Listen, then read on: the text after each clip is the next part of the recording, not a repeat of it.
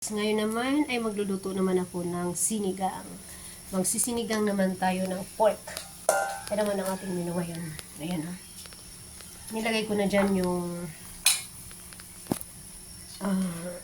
luya, siling green, at saka yung kamatis, sibuyas, meron na rin yan. Tapos pinapalambot ko na lang yung baboy. Tapos, kasi nga, hindi nga ako, wala nga akong pasok to date, kaya magluluto ako. Magluluto ako ng masarap sa aking ano. Tapos lagyan ko ng pork, Knorr cubes na pork.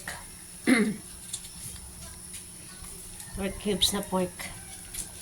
Alam nyo guys, ako talaga mahilig ako magluto, pero hindi ako mahilig kumain.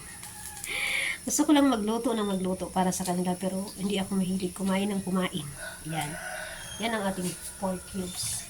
At inito ang ating sinigang sa gabi guys, oh. Sinigang sa gabi.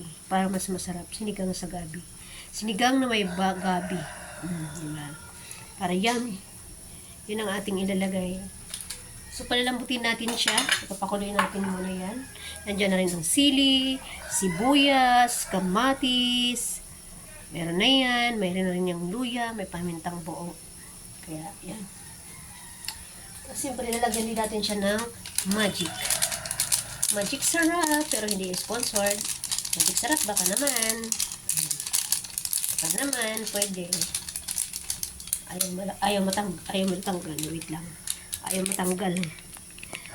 Kuha ko ng gunting. Kuha ko gunting, guys. Guntingin natin.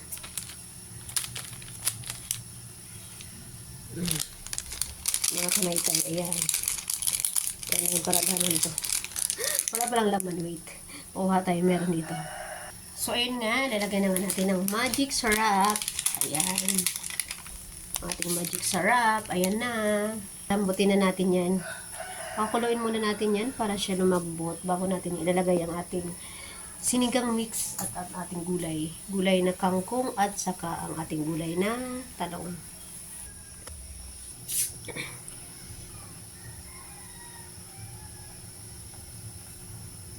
Ayan guys, habang nagluluto ako ng ulam, nagsasaing na rin ako.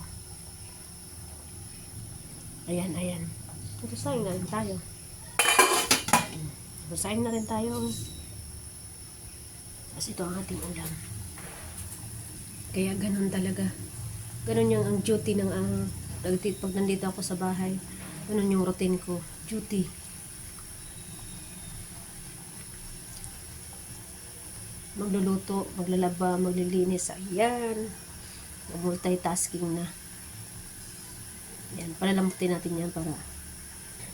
So, ilalagay ko na nga guys ang ating pampaasim. Ang ating gabi. Sinigang na may gabi. Ayan. Diba? Ilagay na natin ang ating pampaasim. Yan ang ating pampaasim.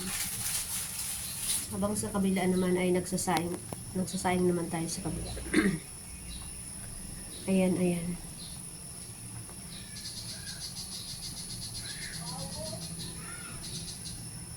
Diba? Pasarap na.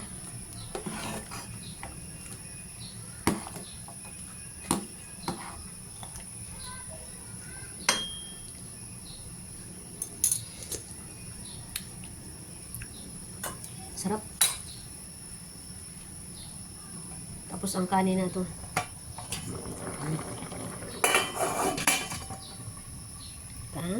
Ayan na. So, ayan. So, ayan na nga guys. Inilagay na natin ating sinigang mix. Sinigang sa gabi. So, ilalagay na natin ang gulay natin. Yummy. Napaka-yummy. Ilalagay na natin ang ating gulay. Kasi, malambot na siya.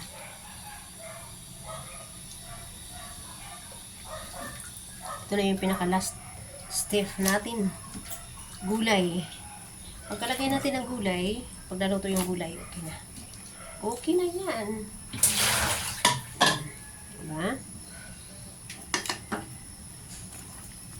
Ang ating kanin ay iniin-inayin. So, pagkatapos nun, kakain na kami. Kasi yung dalawang anak ko. Andito na ang ating kanin. Ayan o. Iniin na rin ang kanin.